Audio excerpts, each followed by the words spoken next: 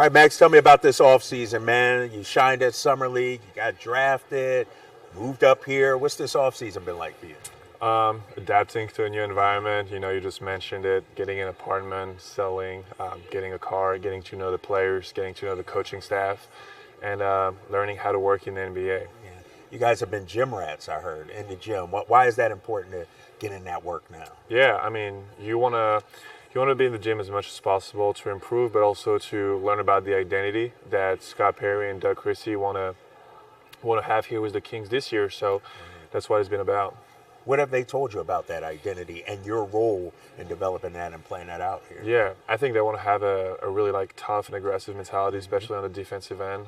That's what they've been mentioning over and over again. Make them feel us.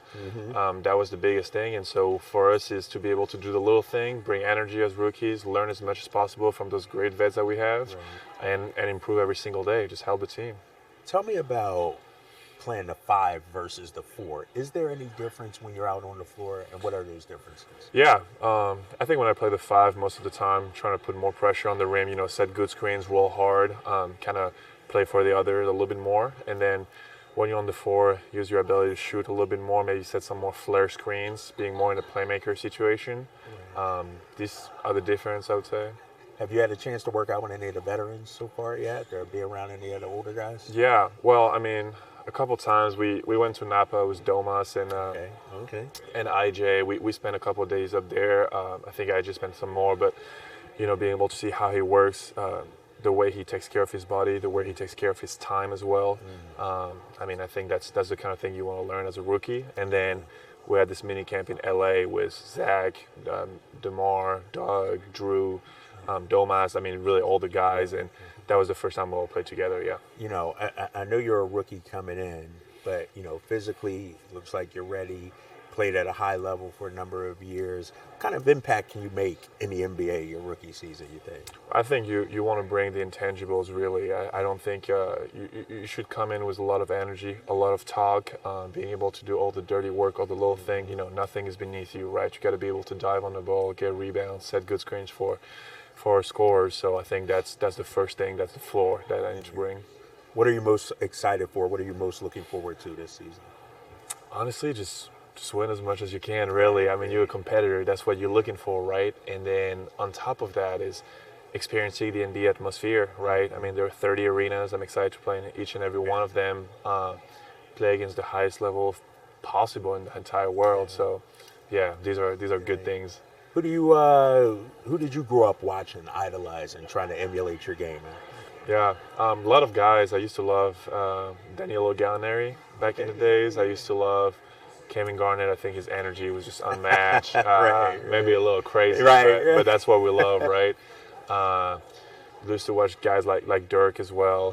Nikola Mirotic was now in Europe, but more in recent years, actually, it's funny that I ended up with the Kings, but Domas has been a real example, I think. His ability to rebound, his ability to be a playmaker, but as well as a scorer. I mean, he's a hell of a player, so it's an honor to be able to train with him every day.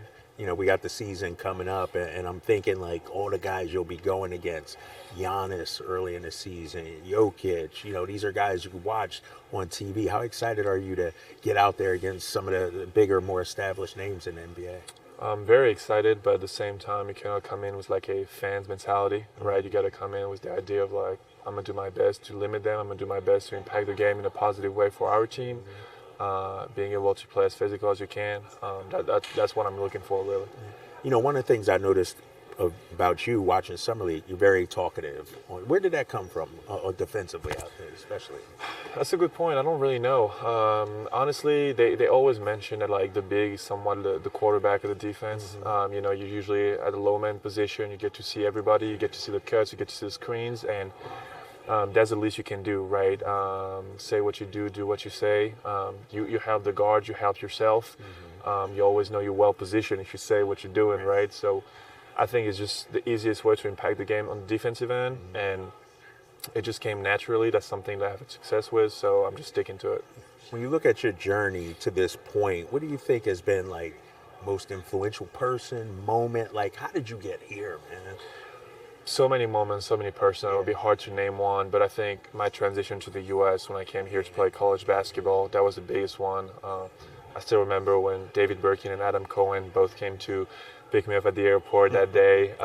It was a cultural shock, but that's what helped me to become the man I am today and the basketball player. Because your mom didn't come out here with you, Oh, did no, she? did not. No. Really? The whole family was behind the airport, but my parents got to come here in Sacramento once I signed my contract. So that was, they redeemed themselves a little bit. What made you want to make that leap? Like, a young kid, I'm going to a different country, to play. Like, what made you want to do that?